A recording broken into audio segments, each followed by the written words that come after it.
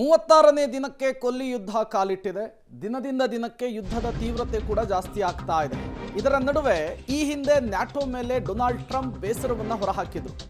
ಮುಂದಿನ ವಾರ NATO ಮುಖ್ಯಸ್ಥರಿಂದ Trump ಭೇಟಿ ಮಾಡುವಂತಹ ಸಾಧ್ಯತೆ ಇದೆ. ಮೊದಲನೇ ಪ್ರಿಡಿಕ್ಟ್ ಮಾಡಿದ್ವಿ ನಾವು ಇದನ್ನ. ನ್ಯಾಟೋ ಬೆಂಬಲದ ಬಗ್ಗೆ ಅಸಮಾಧಾನವನ್ನು ಹೊರಹಾಕಿತ್ತು ಅಮೆರಿಕ. ಈ ಬೆನ್ನಲ್ಲೇ ನ್ಯಾಟೋ ಪ್ರಧಾನ ಕಾರ್ಯದರ್ಶಿ ಮಾರ್ಕ್ ರುಟೆ ಭೇಟಿ ಸಾಧ್ಯತೆ ಇದೆ ಅಂತ ಹೇಳಲಾಗ್ತಾ ಇದೆ. ಯಾಕಾಗಿ ನ್ಯಾಟೋ ಮೇಲೆ ಡೊನಾಲ್ಡ್ ಟ್ರಂಪ್ ಮುನಿಸಿಕೊಂಡಿದ್ರು ಅಂದರೆ, ಹೊರ್ಮುಜ್ ಜಲಸಂಧಿಯನ್ನ ಇರಾನ್ನಿಂದ ಮುಕ್ತಗೊಳಿಸೋದಕ್ಕೆ ಟ್ರಂಪ್ ನ್ಯಾಟೋದ ಸಹಾಯವನ್ನು ಕೇಳಿದ್ರು.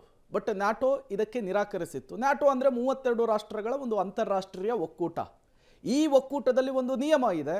ಯಾವುದೇ 32 ದೇಶಗಳ ಪೈಕಿ ಒಂದು ದೇಶವನ್ನು ಟಚ್ ಮಾಡಿದರೆ ಇಡೀ ದೇಶಗಳು ಬರಬೇಕು ಅಂತೇಳಿ. ಮುಂದುವರೆದು 36ನೇ ದಿನದ ಯುದ್ಧದಲ್ಲಿ ಏನೇನಾಗಿದೆ ವಾರ್ ಅಪ್ಡೇಟ್ಸ್ ಅಂತ ಈಗ ಕೊಡ್ತೀವಿ ನಿಮ್ಮ ಡೀಟೇಲ್ಸು. ತೆಹರಾನ್ ಪ್ರದೇಶದಲ್ಲಿ ಅಮೆರಿಕ ಇಸ್ರೇಲ್ ವೈಮಾನಿಕ ದಾಳಿ ಏರ್ ಸ್ಟ್ರೈಕ್ಸ್ ಮುಂದುವರಿದಿದೆ.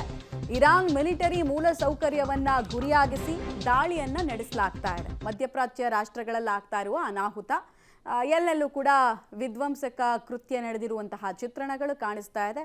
ಬಾಂಬ್ ಸ್ಫೋಟ ಅಲ್ಲಲ್ಲ ಆಗ್ತಾ ಇದೆ. ಇದರಿಂದ ಯಾರು ಮುಂದಕ್ಕೂ ಹೋಗ್ತಾ ಇಲ್ಲ, ಹಿಂದಕ್ಕೂ ಬರ್ತಾ ಇಲ್ಲ. ನಿಮಗೆ ಗೊತ್ತಿದೆ, ಏರಿಯಲ್ ಸ್ಟ್ರೈಕನ್ನು ಮಾಡೋದ್ರಿಂದ ಇನ್ಫ್ರಾಸ್ಟ್ರಕ್ಚರ್ಗೆ ಡ್ಯಾಮೇಜ್ ಮಾಡ್ಬೋದೇ ಹೊರತು ರಿಜಿಮ್ ಚೇಂಜ್ ಅನ್ನೋದು ಸಾಧ್ಯನೇ ಇಲ್ಲ. ಎಲ್ಲಿ ತನಕ? ಸೈನಿಕರು ಬೇರೆ ರಾಷ್ಟ್ರಗಳ ಮೇಲೆ ಕಾಲಿಡೋ ತನಕ.